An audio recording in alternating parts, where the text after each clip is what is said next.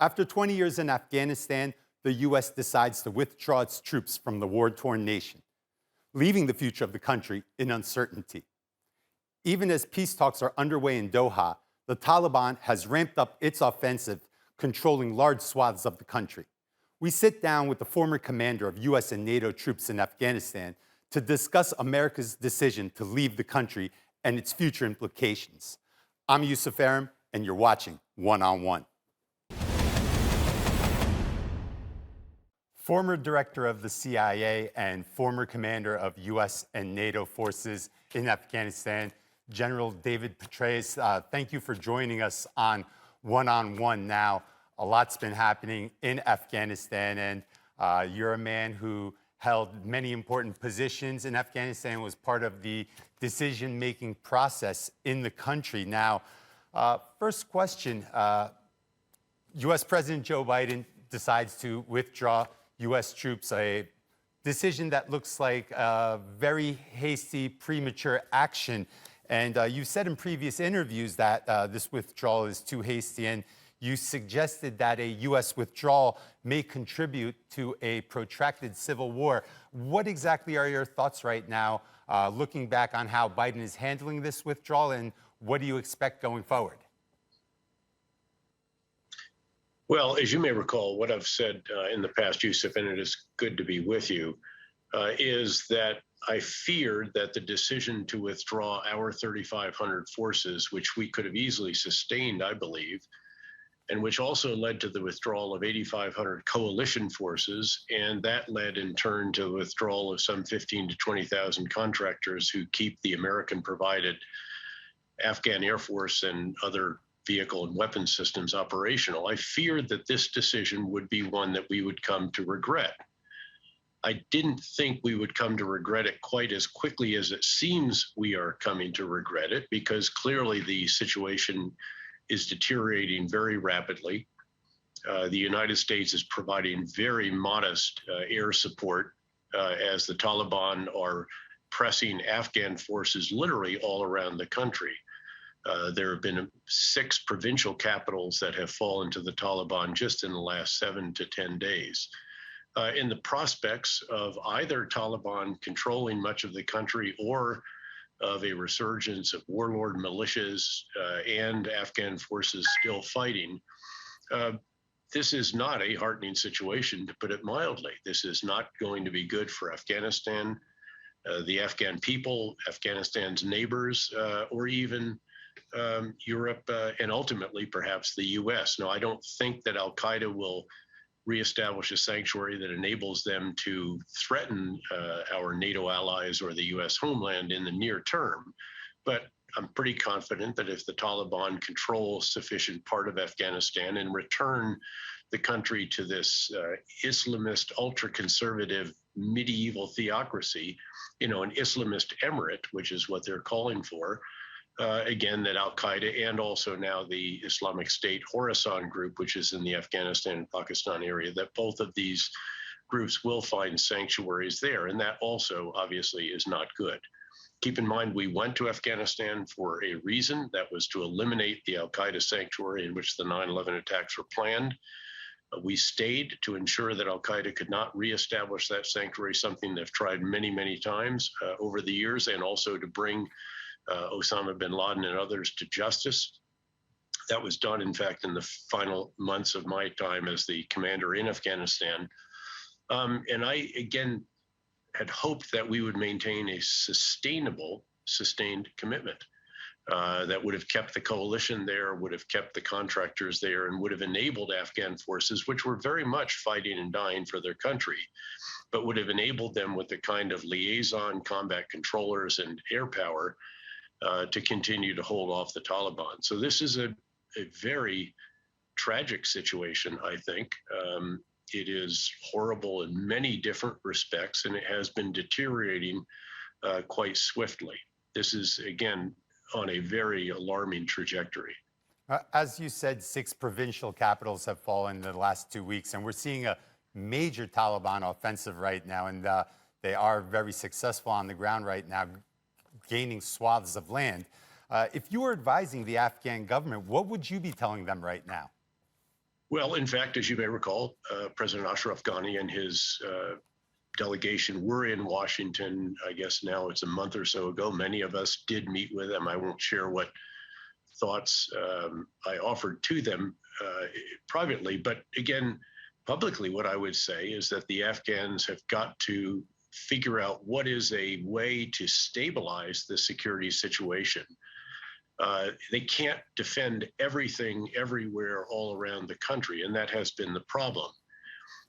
They're going to have to find, if you will, defensible lines in the country and concentrate on those, and tragically have to give up some of the terrain that is very, very important to them, but which they probably cannot defend without American air power. And again, it's not just having the aircraft overhead, it's having the sufficient situational awareness that comes from also having drones over individual battlefields and having our liaison teams and combat controllers with the Afghan corps headquarters or brigade headquarters that are engaged in those fights. It's not just a matter of flying U.S. aircraft, also, of course, from the bases in the Gulf states now, in Qatar and the United Arab Emirates, which is a long flight, especially for drones. It requires a lot of refueling for our fighter bombers. It's not just putting them overhead, it's actually having sufficient understanding of what's happening on the ground to have the confidence to actually drop large bombs and ordnance and not fear that you're going to have either friendly Afghan security force casualties or obviously civilian casualties, which are always we seek to avoid at all costs. 20 years in Afghanistan, 2 decades, billions, maybe even trillions of dollars spent on this war. And when we look back at this 2-decade span, is there an event or a period of events that you can point out and say, this is where it all went wrong? And if there is a period of events, who do you hold accountable for these mistakes that brought this situation to where it is today with the U.S. withdrawing in Afghanistan back in shambles? Well, there's no question that there were shortcomings along the way. There were mistakes along the way. There's, I'm sure, plenty of that to go around to certain American leaders, to coalition leaders, to Afghan leaders. Again, there are many sources of frustration, and along the way, again, it has been very difficult at various times. And at various times, again, we look back and say, well, maybe we rushed this too fast, or maybe we withdrew without the conditions being present to actually warrant that kind of reduction. I do think that the previous U.S. administration disregarded generally the previous approach, which was to withdraw forces when the conditions on the ground actually enabled you to do that without the whole enterprise unraveling. And then that was, in the end, staved off, and there was this diplomatic quest that was always doomed to be disappointing because, of course, we told the Taliban we wanted to leave, and we were reducing our forces and our pressure on them. And of course, they always had sanctuaries in Pakistan anyway, which was, in a sense, maddening for a commander, of course, that the enemy should be beyond our reach. But I think it really started with the previous administration, which negotiated an agreement that gave a lot to the Taliban and did not get much, if anything at all, for us. That even released prisoners, 5,000 or so of them that are actually fighting against Afghan forces again now. And then again, in this administration, there seemed to be an unwillingness to return to the traditional approach of making decisions based on conditions on the ground, and an unwillingness to maintain what really was quite a small footprint, 3,500 troops. And, we had not had a battlefield loss in over a year and a half. And that's not just because of the agreement with the Taliban. It's because our forces were on the front lines. The Afghan forces were. And it seemed to me that that was a sustainable commitment in the same way that we are doing in most other places where there are Islamist extremists about which we continue to have worry, including, for example, in Iraq or Syria or various parts of Africa. You reduce your forces to the minimum necessary, and you enable host nation forces to do the fighting on the front lines and all the other tasks that we had to do at certain critical junctures, such as the surge in Iraq when I was privileged to command that effort together with Ambassador Ryan Crocker. But again, that was not the approach this time. And on this issue, there seemed to be a determination to withdraw. And we are now seeing the results of that determination and of the withdrawal, therefore, also, again, of the coalition forces, with the exception, I might add, possibly of Turkish forces. And I might interject here just quickly that I was privileged to serve with Turkish forces during my time in uniform in Cold War Europe, in Bosnia, and then in Afghanistan. And they were always a tremendous credit to your country. Okay. Again, tremendous money spent on Afghan national forces, training and equipping them. But unfortunately, we're seeing them crumble under the pressure of this Taliban offensive. Why have Afghan national forces not been able to put up a sustainable defensive line against Taliban's low-tech insurgency? Well, I think part of it is literally just the way they have been developed over the years, which included a reliance on either American and coalition provided or Afghan Air Force provided abilities to bring quick reaction forces to bear, to provide close air support, to provide air medevac, to provide emergency logistics, and all the rest of that. And the challenge here is that, first of all, of course, you had a very rapid withdrawal of U.S. Capabilities in that regard. And you had also the withdrawal of the liaison teams that enabled us together with Afghans to bring those close air support assets to bear, usually helped by drones that give you the situational awareness that is necessary, again, to drop ordnance that is quite destructive.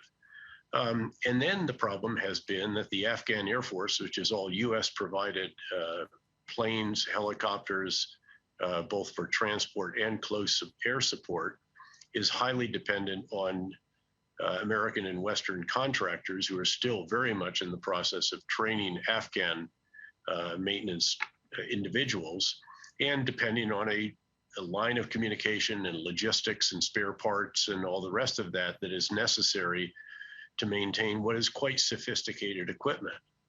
And the withdrawal of those contractors has meant that you have an inevitable degradation of the operational readiness of the Air Force. So the most important element in the Afghan National Security Forces is being vastly overworked as they're trying to respond to attacks all around the country. Now, you can question whether they should respond to every single attack, or if you should, as I mentioned earlier, try to identify lines along which you could stabilize the security situation.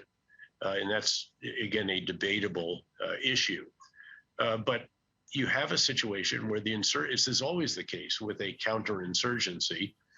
The insurgents can attack anywhere, and they are, and they've been massing for this really for years in areas of Pakistan that are adjacent to the areas in which they're attacking. And the counterinsurgent, now the Afghan National Security Forces without U.S. and Western support, have to respond everywhere, or they have to start giving up terrain and beginning to determine where they're really going to fight and draw a line. So I think that explains some of this. Certainly, there's a fervor among the Taliban that has always been quite pronounced. But I think it really is just the conception of operations for the Afghan forces, and then withdrawing a particularly important component of that, our air power and support, and then not enabling the Afghan component to continue to serve in the way that it is vital that it does so, because again, contractors are operating out of Gulf states or doing it by FaceTime or some other remote means. It's very, very difficult to support a host nation force remotely. You mentioned Turkey in your previous answer. Now, going forward at a time when countries are withdrawing their forces from Afghanistan, Ankara is ready to step up and provide security at Kabul airport. Now, this will make Turkey the lead foreign country and the Turkish commander, the senior ranking foreign military officer in Afghanistan. What would your advice be to Turkey in general and the commander in particular? Frankly, I think it's very admirable that Turkey is stepping up to do this. Of course, it's always had a historic relationship with Afghanistan, and it is great to see this come through. One question, of course, would be whether or not any other countries would be willing to help out at this point in time. Again, it was predictable, I think, disappointing nonetheless, that immediately with the U.S. announcing its departure, that, as I said, nearly 3 times as many coalition forces that were on the ground announced that they would be leaving as well, with the Turkish contingent, obviously, the exception to that. And again, I don't know what else can be generated. What's interesting is I do hear from a lot of former coalition leaders and some serving coalition leaders with whom I forged relationships on Afghan soil and Afghan campaigns, and they would have wanted to stay, but they couldn't stay without, again, the U.S. being the foundation of combat power for the overall effort.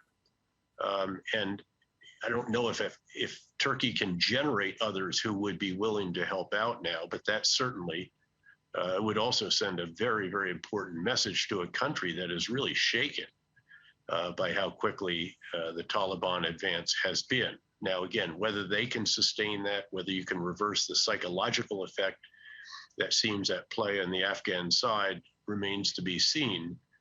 But it's a very dire situation. And again, it is very admirable for Turkey to step forward at this moment. Now, with the U.S. withdrawal, we're seeing Taliban leaders and the Afghan government reaching out to other countries. We're seeing a tug of war, Russia interested, China interested, Pakistan, India, Iran, many countries interested in the future of Afghanistan. How do you see these foreign countries' interests in Afghanistan with the U.S. withdrawing? And what type of future does that paint for Afghanistan going forward? Well, it depends certainly from country to country. Pakistan, of course, is hoping that there is not a protracted civil war that results in millions of refugees flooding into the country, as happened during the civil war of the 1990s. Pakistan still has millions of Afghans on its soil and certainly does not want to see millions more flooding and needing assistance that I'm sure the international world will help provide, but nonetheless, it will be on Pakistan's soil that this takes place. The same will be true of other countries around Afghanistan to lesser numbers, I would suspect. And then you have to look at the individual country. China doesn't want to see Islamist extremists emanate from Afghanistan. It is cautiously engaged with the Taliban. It has huge mineral interests that it would like to pursue there, but in the past, when it tried to mine for copper, for example, in a province just south of Kabul, and it was hit by mortars and rockets, that effort was postponed. Afghanistan does have literally 2 trillion or more in value in minerals in the ground, everything from lithium to copper to other minerals.